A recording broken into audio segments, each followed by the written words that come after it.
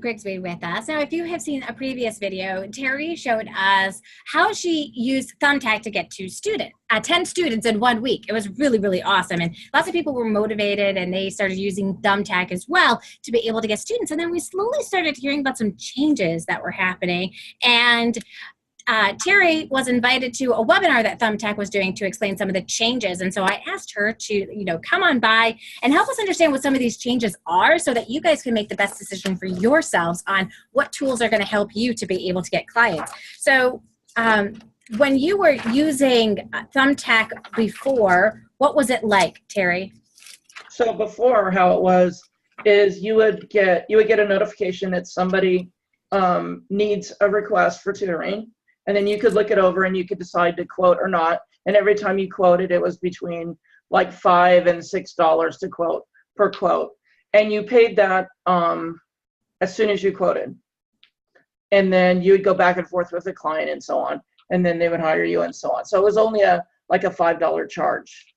But that has all changed. That has all changed. And we started noticing that there were two prices. So there were some people saying, hey, it's $20 now to be able to do a bid. And then other people were saying, no, it's $5 or $6. So there were like two prices going on. What was that all about? Okay, so I asked them about that. And they said, first of all, they were implementing this new change and they were going from East Coast to West Coast. And they were doing it by certain categories. So say maybe they would do all the ESL people first. Okay. And spread it out that way. But they were also a little squishy on how they priced stuff. They said it was based on how much you charge. But I don't know if that's true. That's just what because everybody was kind of giving the same number. Yeah. So like you were still at $5 and mine got raised to $6.68. And I asked them about that and they said, well, there's more people and they pay higher for you. Thinking, I don't know that that's true. Right, because I charge $75 an hour and you were charging what, like 50 or 60? Yeah, 50. Yeah. So yeah, that's not true. So they're being squishy about the new rate also. They said on the webinar yesterday, they said, well, it's based on how much you charge. So like if I was doing SAT prep, you can generally get between $70 and $100 an hour. Yeah. But then they said, well, then your quoting per person would be much higher than, say, me going for an Algebra 1 student. Really? So they said it can be anything between $15 and $30. It just depends. Now, I still think that's squishy because I don't know if that's true, but. What about the people that don't even mention? Because I never even put how much money I charge on there. I know. Yeah, I don't know how I don't know if they based it on what people were getting when they got hired. Yeah, I never told them. I never gave that information to them. That's interesting. That's very interesting. Maybe you have to now in order to get a client. Maybe you absolutely have to now. You absolutely have to. You have to.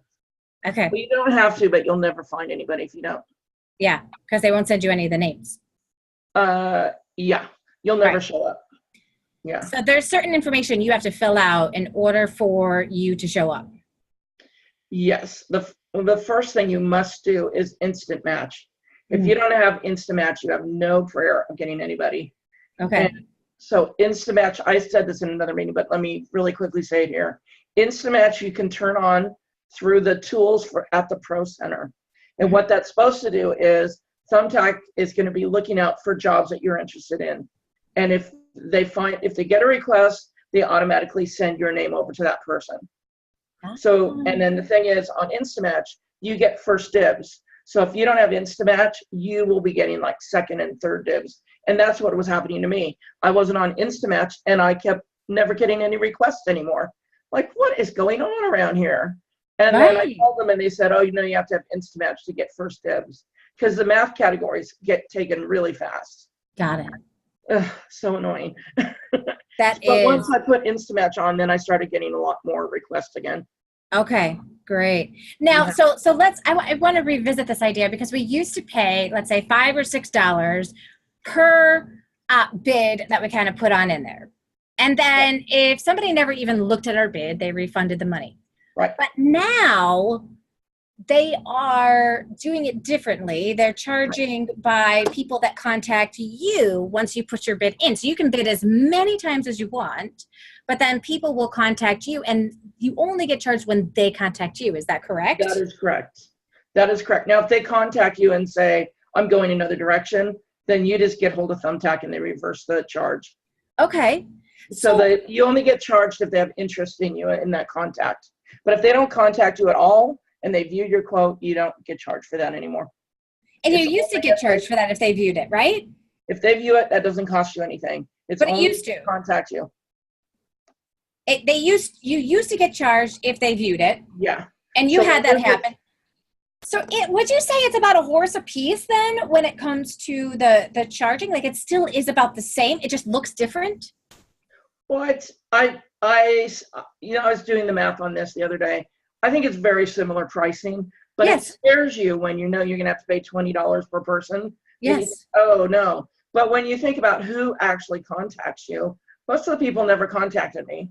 Right. Only the people that were really serious. So, okay, if I'm only paying for the really serious, Right. that's kind of a good deal still. Yeah.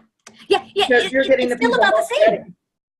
It's still about the same. And so I think that's really important to kind of bring to people's attentions. Like they see the $20 range and they're like, oh my gosh, no way, not doing it. But hey, you were paying $5 every time somebody viewed it and they weren't always interested.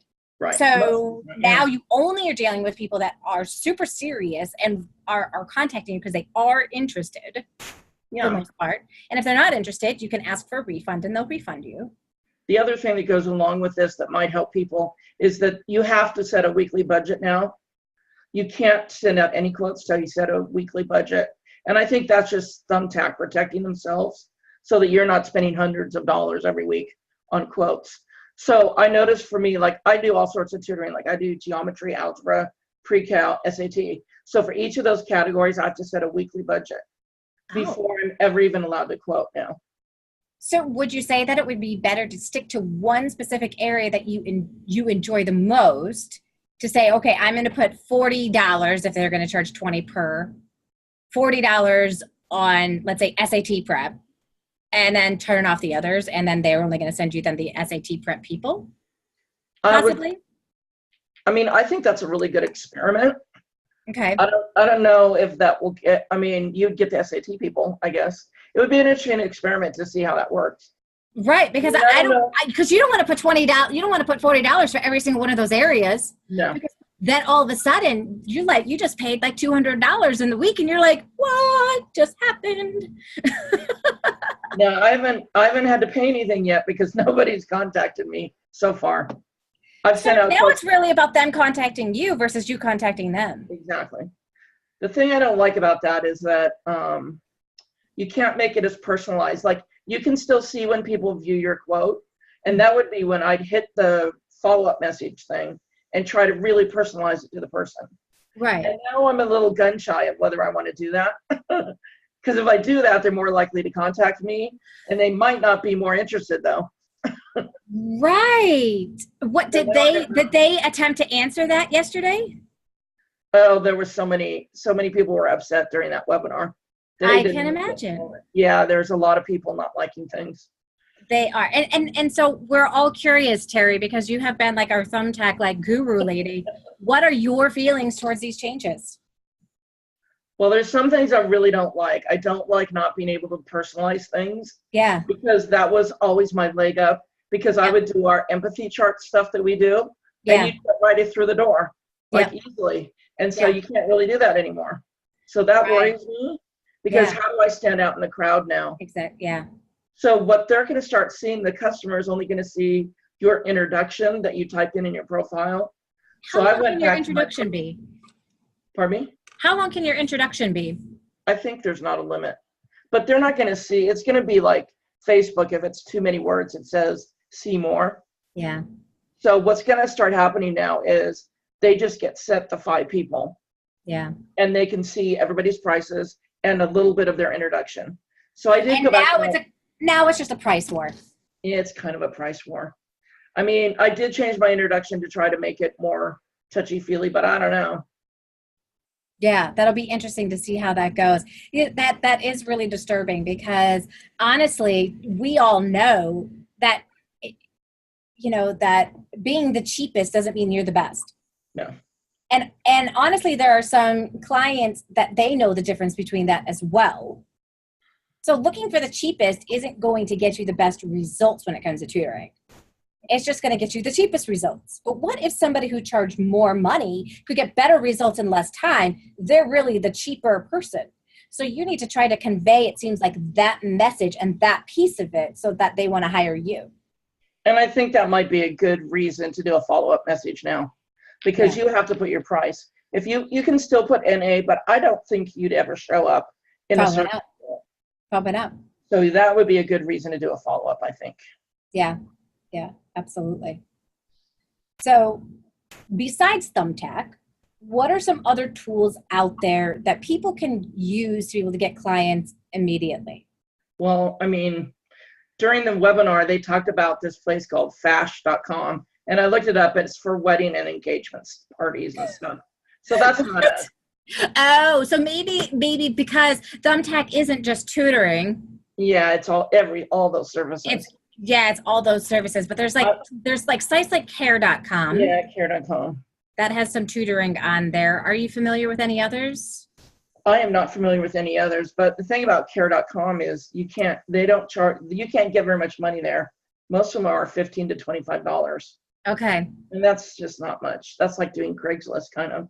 Yeah, kind of. I'm curious. Now, you also have been doing like swap shops. They're not called swap shops. They're buy sell trades on Facebook. Buy sell trade on Facebook. How's that going for you? You know what? I've gotten like 3 clients that way. I didn't pay any money, and I did have to spread it out a lot. It's guerrilla advertising, but once you do it the first time and you go into all the groups, the next time you send an ad out on those things, it's just a matter of clicking all the groups you want to go on, and it takes 5 minutes. Okay. So, 15 minutes of my time to get 3 people. Well, that's worth it to me. For sure. And I had those 3 people all year long. All right. So check out you guys buy, sell, trade sites on Facebook. That can be definitely helpful. Have you ever tried Nextdoor.com? I have tried Nextdoor with no success. No success. So we need a Nextdoor guru to tell us how that works. We need a Nextdoor guru. I know there's people in our group that works for them. So I'd love to hear what they say about that. Yeah, well, I just used it not for my own services, but to help somebody else with their business for a cleaning business. And so I just used it, and I got 10 clients for this person using Nextdoor. Oh, now, like awesome. I said, this was for cleaning. It was not and it was a really low price.